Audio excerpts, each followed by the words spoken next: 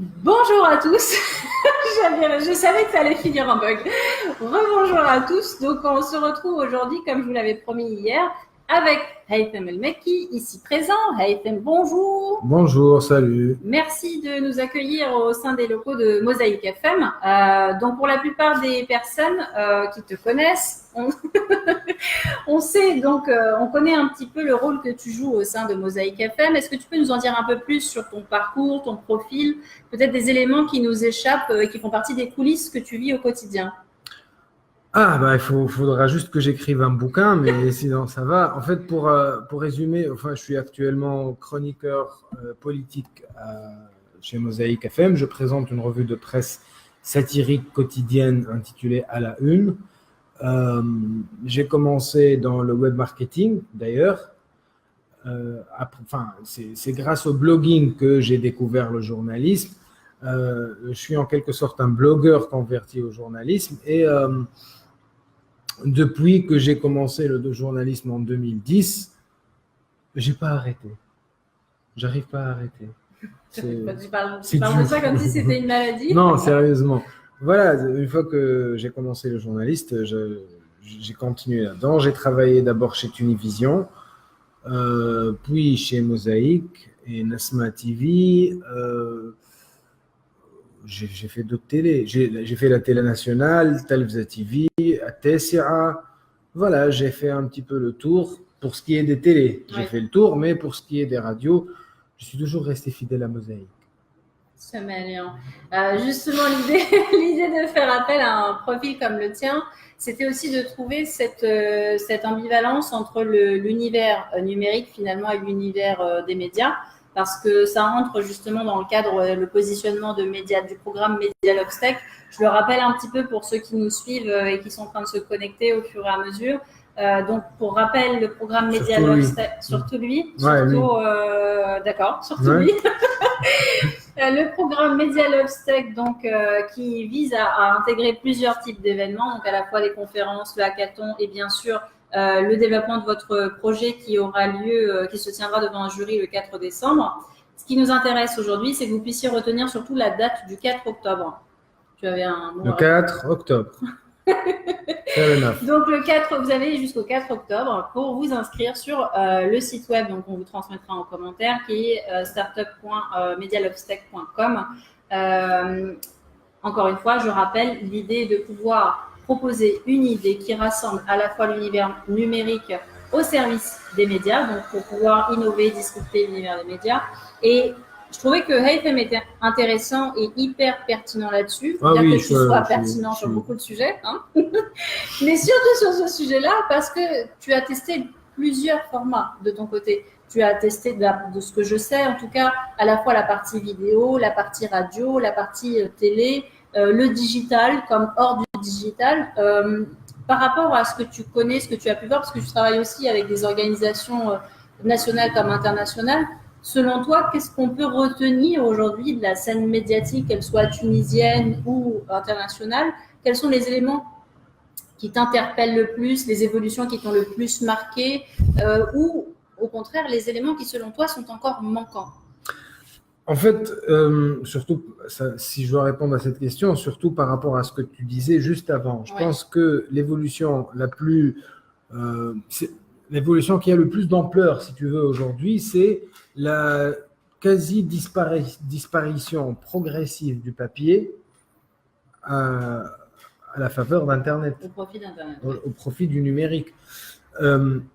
D'ailleurs, il y a des journaux, je n'ai pas les noms en tête, mais je crois qu'il s'agit de grands journaux mythiques, à l'image de The Telegraph ou The Guardian, qui sont aujourd'hui en train de réfléchir à arrêter leur version papier et à devenir carrément des pure players, c'est-à-dire que n'être présents que sur le net.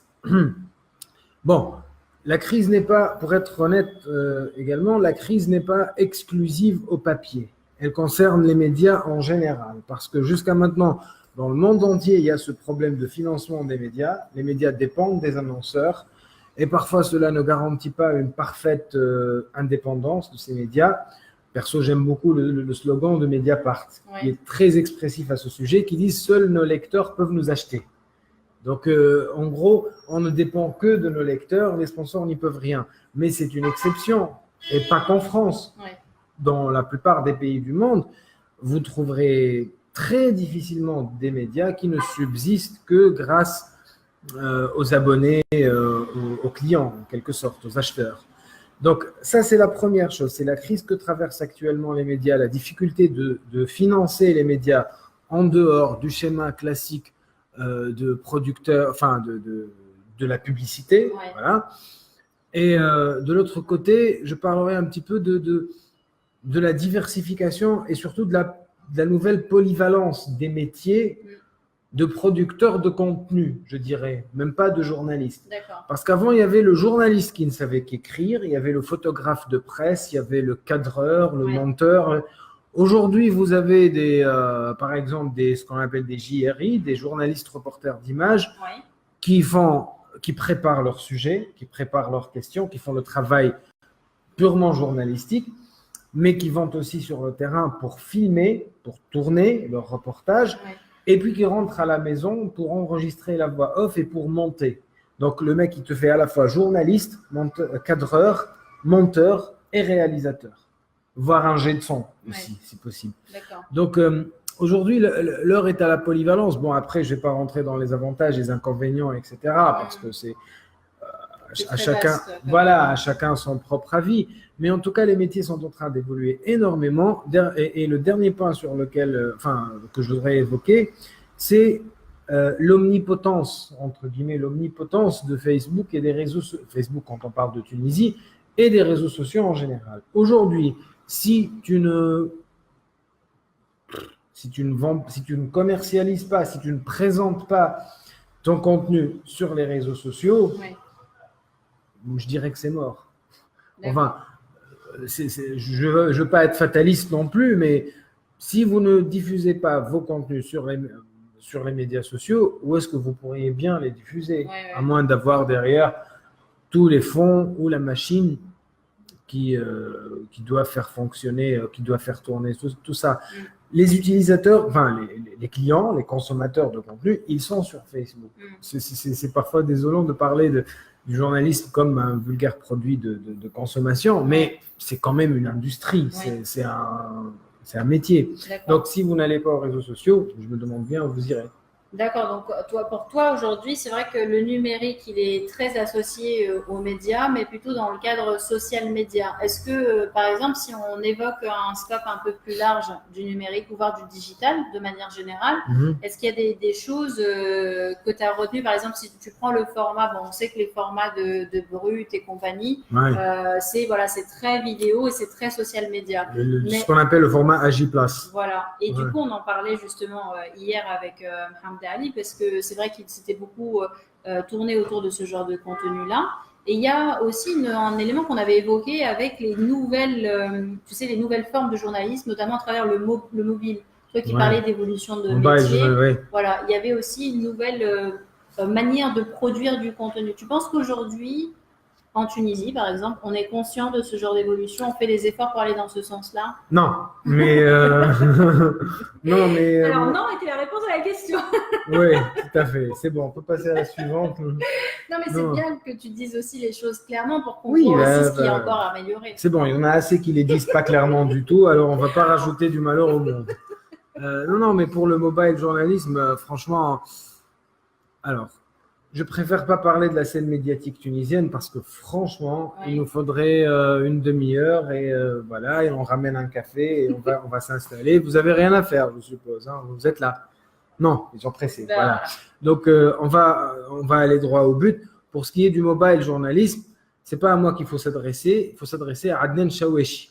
Pas Adnan Chawechi le chanteur, c'est son fils qui s'appelle aussi Adnan Chawechi. Tout ça pour vous dire que pour moi c'est le meilleur. Expert, c'est un mot qui est devenu borderline, donc on va éviter. C'est le meilleur connaisseur, spécialiste, voilà, c'est le meilleur spécialiste du mobile journalisme en Tunisie. Il a même eu des prix internationaux et tout. Il fait des formations à ce sujet dans la plupart des médias tunisiens, enfin, dans ceux qui ont l'intelligence de recourir à ses services. Et c'est lui qui pourrait vraiment vous êtes d'une aide très précieuse à ce sujet. Surtout qu'aujourd'hui, les téléphones mobiles, c'est plus que c'était avant. Et donc, il y a des gens aujourd'hui qui tournent des films avec un iPhone ou un Galaxy S18, etc. Donc, vous pouvez filmer, enregistrer le son, monter, rajouter des effets, habiller votre vidéo. Si des gens sont parvenus à faire des films, alors il ne faut pas grand-chose pour tourner un reportage. Mais j'avoue, je ne suis pas très fan de la téléphonie mobile, mais franchement, je te le dis en toute transparence, je te suggère de rentrer en contact avec Adnan quand on aura terminé. Ok, pas maintenant. Maintenant, il n'y a que moi. Ok, pas de souci. On va parler qu'avec toi, Haïfem, n'aie pas peur. Justement, il y a un point que je voulais revoir avec toi là-dessus parce que tu me disais que voilà, il y avait quand même pas mal d'éléments qui te semblaient un peu manquants sur la scène médiatique tunisienne et tu voyais pas vraiment d'évolution. Comment on justifie un état des lieux comme celui-ci? Pourquoi, selon toi, l'évolution des médias en Tunisie, elle n'a pas forcément eu lieu de la même manière que ce qu'on a pu observer sur d'autres territoires? Ça dépend de quel autre territoire on parle, parce que les territoires qui sont plus ou moins dans une situation relativement semblable à la Tunisie, ils n'ont pas beaucoup évolué. Bien au contraire, nous, on est loin devant. Avec tout ce qu'on peut reprocher à la transition tunisienne, etc., on est quand même très loin devant. Enfin bref. Mais parlons de ceux qui sont meilleurs que nous. C'est mieux si on veut vraiment évoluer. Je peux vous parler d'une pléiade, d'une infinité de problèmes, de manque de professionnalisme, de formation, la corruption, l'opportunisme, etc. Mais il y a un problème fondamental. Je pense qu'une fois ce problème-là résolu, tous les autres problèmes deviendront négligeables à côté. C'est encore une fois le financement des médias.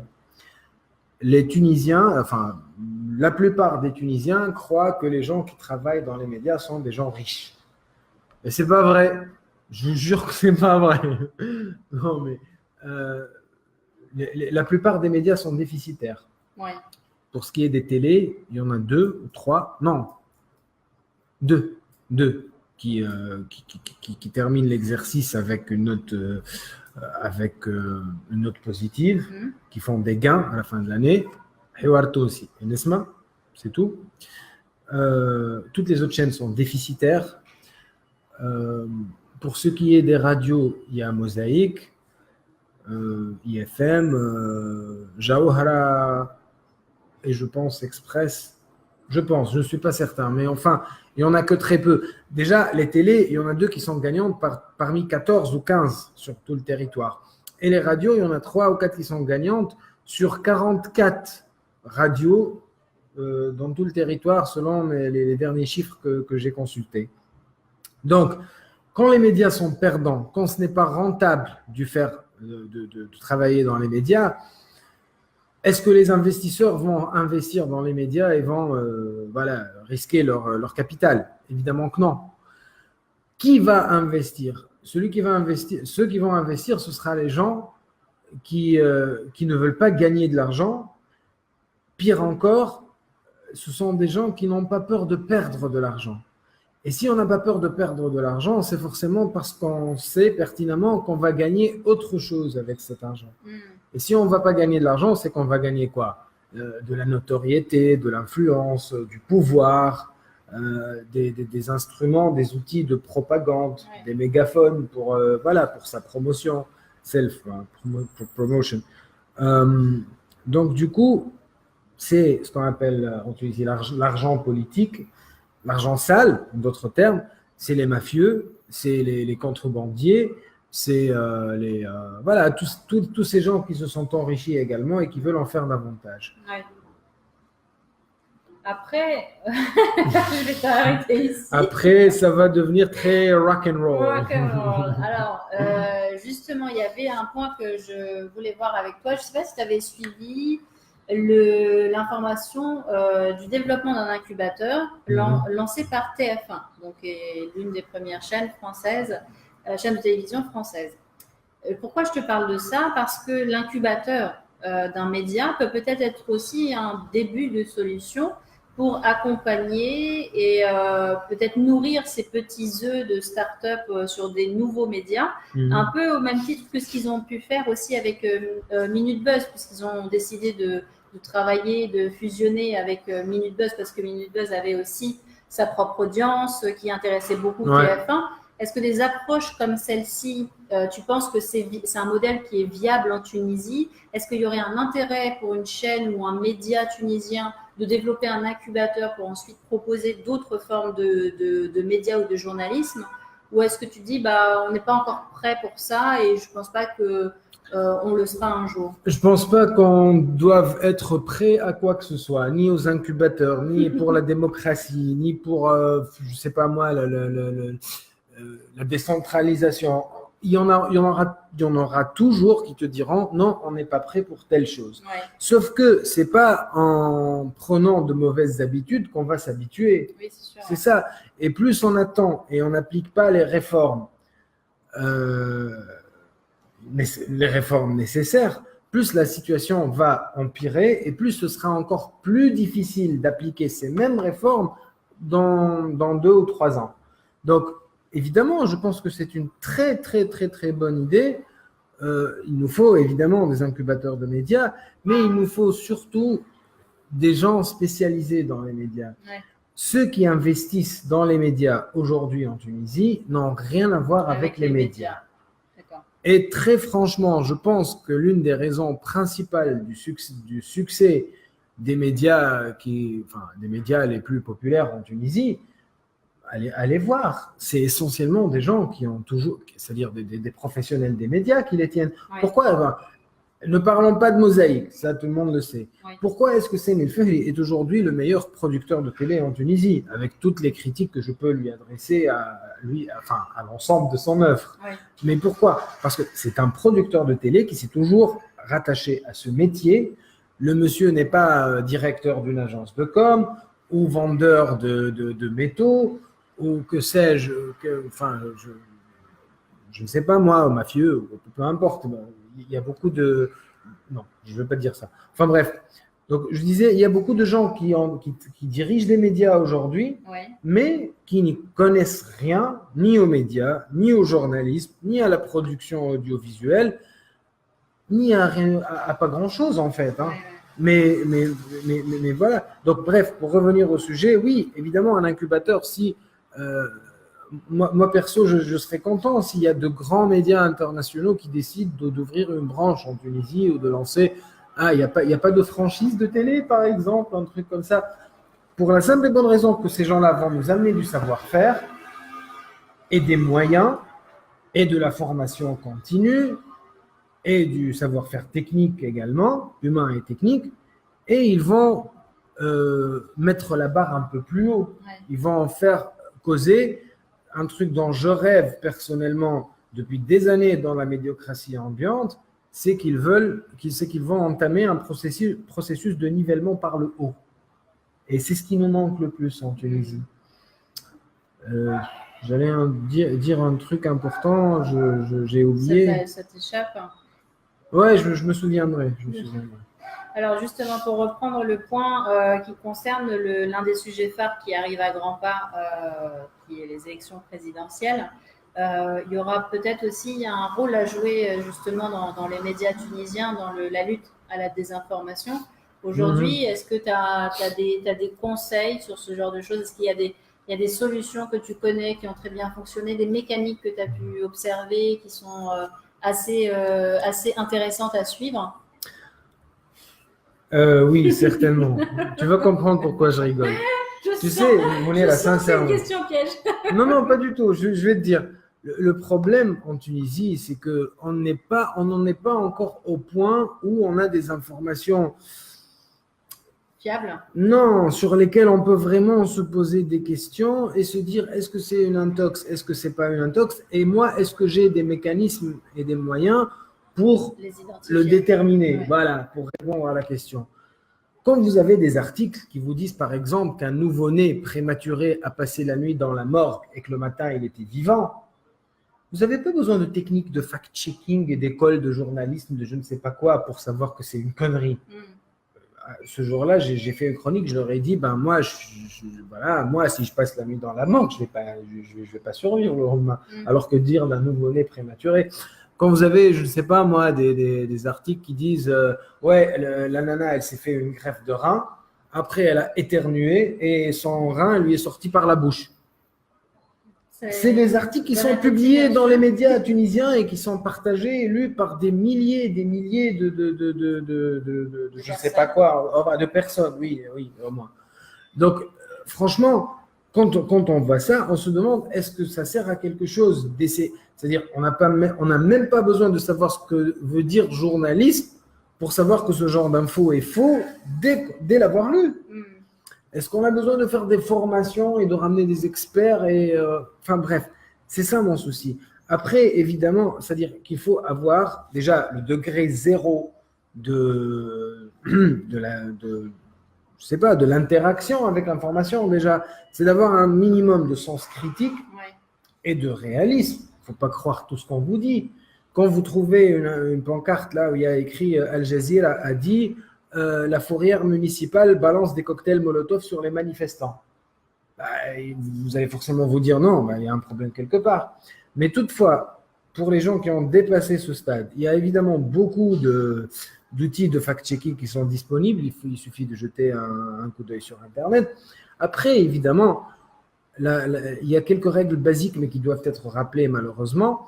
C'est que, par exemple, un article qui vous balance 40 informations sans jamais citer une seule source n'est pas fiable du tout. Ok, d'accord pour les sources anonymes, mais qu'on me donne une info de source anonyme, après l'avoir recoupée avec d'autres sources qui ne le sont pas. Mais balancer, enfin bref, tu vois ce que je veux dire. Il faut citer ces sources, sinon recouper ces informations. Une information qui vient d'une source unique est toujours sujette à… Voilà. Et bien sûr, je pense qu'il y a des expériences qui sont vraiment géniales sur le net et dont les gens peuvent s'inspirer. Je pense que, par exemple, au Monde. Oui, avec les décodeurs. Les décodeurs, tout à fait, les décodeurs du Monde. Tu peux juste en toucher deux mots parce que tout le monde ne connaît pas forcément cette rubrique. C'est simple, vous cherchez décodeur sur le Monde. Alors, c'est un excellent, c'est une très bonne approche. Perso, j'ai toujours eu envie de faire un truc comme ça en Tunisie. C'est qu'ils déconstruisent et décortiquent l'information. Par exemple, ils te prennent, disons, qu'est-ce qui se passe actuellement entre les États-Unis et la Chine concernant les accords commerciaux. Ils te font une chronologie avec des graphiques et tout. Voilà, Donald Trump a dit ceci, cela, tel jour, les conséquences, les pièces, les documents à l'appui, comme des communiqués, des extraits enfin bref, vous voyez ce que je veux dire. Voilà, donc le but, c'est de faire de l'information didactique avec des procédés pédagogiques prouvés pour être sûr que le téléspectateur, enfin le lecteur, voilà, pour être sûr qu'il ne retienne pas uniquement des titres qui ne veulent pas dire grand-chose, enfin, qu'il ne retienne pas des titres sans les comprendre. C'est ça le truc, pour l'aider à avoir plus de compréhension de l'information dans sa globalité. Mais c'est un média parmi d'autres. Voilà, c'est un média parmi d'autres. Et ce qui est bien, c'est que les grands médias internationaux aujourd'hui, ils ont compris que leur audience se trouve essentiellement sur le net. Entre parenthèses, je parlais du papier tout à l'heure, même la télévision, comme on la connaît, elle va disparaître. Ça va plus durer. Aujourd'hui, c'est la vidéo on demand, c'est-à-dire, personnellement, enfin, on s'en fout de moi, mais la plupart des jeunes ou des moins jeunes qui ont la même façon de voir les choses, ils ne supportent plus de se mettre devant un téléviseur et de rester à la merci de ce qu'il va nous balancer un jour ou un autre. Donc, c'est la vidéo en demain. Donc, c'est plus des modèles comme Netflix, du coup, qui seraient… oui, éventuellement. D'ailleurs, vous avez vu le succès de Netflix. Aujourd'hui, même Amazon s'y met et il semblerait que même Apple va s'y mettre. Oui. Enfin, la Apple TV existe déjà, mais ils vont développer ça davantage. Ils vont même se mettre à produire des séries. Oui, voilà. Donc, les grands médias internationaux ont compris cela, que leur audience se trouverait dorénavant surtout sur le net, et ils ont commencé à créer des formats plus social media friendly, plus rapetisser, plus court, plus accessible, pour attirer davantage un public plus jeune qui ne supporte plus de regarder un mec leur raconter sa vie pendant 30 minutes. Pendant 25 minutes, 25 12 secondes, 13 secondes, 14 secondes. Ouais, mais ma vie, c'était juste 21 minutes, c'est tout. Le reste. Bon, d'ailleurs, profitez-en pour ceux qui nous suivent. N'hésitez pas à poser des questions à Haitham avant qu'on puisse le libérer. On aborde justement le côté un peu conclusion de cet entretien parce que l'idée était que tu puisses donner justement des exemples de médias que tu aimes parcourir au quotidien. Ou que tu souhaiterais qu'on garde en tête. Chourouk. J'adore Chourouk. Je suis un incandidat. Non, je déconne, Mounira. Qu'est-ce que tu fais? Je me suis dit, on l'a perdu là. Il faut arrêter la drogue. Non, mais sérieusement, hormis les décodeurs de Le Monde, est-ce que tu penses à d'autres types de médias qui pourraient être une inspiration pour ceux qui participeraient au programme Media Lobstack? Le souci, c'est que j'y pense toujours, mais quand on me pose la question, j'ai du mal à. Oui. Franchement, type de média, moi j'aime. Il y a une chaîne YouTube que je vous recommande. Ça s'appelle Data Gueule. D'accord. Data Gueule. Voilà. Franchement, c'est des vidéos en motion graphique. C'est vraiment ce que j'aime le plus actuellement. C'est un message concis autour d'une thématique bien particulière pour la décortiquer en détail et en profondeur avec des chiffres, avec des graphiques pour illustrer. Et ce qu'il y a de particulier, c'est produit par France Télévisions, entre autres, et par Première Ligne, la boîte de prod qui nous a déjà présenté Cache Investigation, entre autres. Donc, c'est très bien foutu et surtout en termes de graphique, c'est du travail d'orfèvre. Quoi d'autre ? Il y a aussi un élément que tu m'as évoqué tout à l'heure en off, ce sur quoi tu travailles, le webdoc ou les haut-parleurs. Oui, les reportages que je fais pour les haut-parleurs sur YouTube et parfois pour la télé et d'autres médias français. Ouais. Mais bon, ça c'est plutôt le reportage journalistique classique. Ouais. J'ai rien inventé.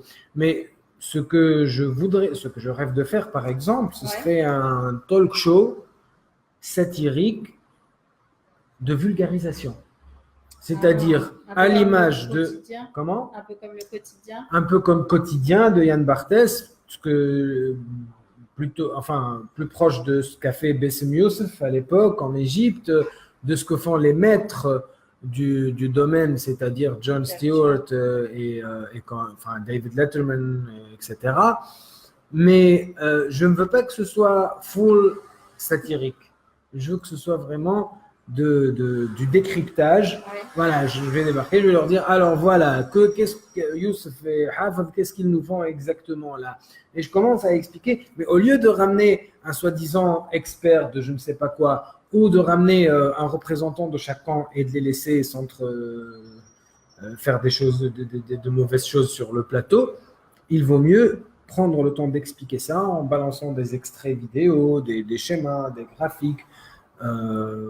Voilà, okay. Mais en même temps dans un format détendu qui ne donne pas l'impression que je suis venu donner une leçon aux téléspectateurs. Ouais, je vois. Et du coup, pour reprendre juste un petit point, parce que là je voyais qu'il y avait Hossam Sherif qui nous suivait et qui était ravi qu'il y ait un hackathon dans un programme comme Media Lobstack. Maintenant que je t'ai redéfini un peu mieux le programme avec les différentes étapes, est-ce que tu penses qu'aujourd'hui, un programme comme celui-ci peut aider, même si ce n'est pas la première édition, mais en tout cas peut contribuer à peut-être faire évoluer certaines mentalités, certaines notions vis-à-vis de l'univers ou de la sphère médiatique en Tunisie? Comment on peut en profiter quand on est un territoire comme la Tunisie? Eh bien, en essayant d'en apprendre, justement, oui, je pense que ça pourrait nous être très utile. Entre parenthèses, par exemple, la Mosaïque, il y a tout le temps des formations continues sur les médias. Voilà, je commence à avoir des trous de mémoire. Sur les médias, j'allais dire transgenres. Les médias. On s'égare. On va couper, hein? Non, il n'y a pas de raison. Non, les médias, c'est-à-dire les cross-médias. Voilà, le cross-média. Transmédia. Transmédia, ouais, mais ça commence par la même chose. On rebobine. Le contrôle Z. Donc voilà, donc sur le cross-média, déjà parce qu'aujourd'hui en Tunisie, vous pouvez pas, enfin, que ce soit en Tunisie ou ailleurs, on ne peut pas se permettre d'être uniquement à la télé ou à la radio. Il faut qu'on soit sur Internet et il faut qu'on implique le net dans notre travail de tous les jours. Donc oui, de telles initiatives pourraient nous être très, très, très utiles, surtout pour que les journalistes tunisiens maîtrisent davantage l'outil d'Internet, parce que Internet ne sert pas uniquement à commercialiser son contenu une fois produit, et ça sert à beaucoup plus que de télécharger les images pour illustrer les articles sur Google Images. On sent que tu veux faire passer un message. Non. Non. Non. Non. Bon, d'accord. Haytham, on arrive à la fin de cet entretien. Un petit mot quand même pour voir où est-ce qu'on peut te trouver, te suivre, s'il y a des chaînes à recommander, des supports à recommander. Ah oui, avec plaisir.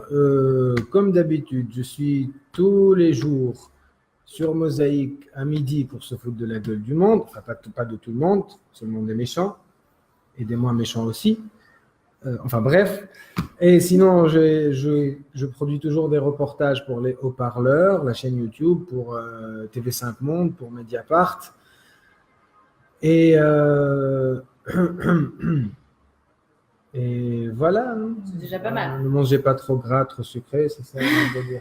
Manger 5 fruits et légumes par jour. Ouais, voire plus, ouais. Merci en tout cas, Haytham. Merci à vous merci à toi déjà de m'avoir invité. First. Et merci à vous d'avoir regardé, de nous avoir regardé.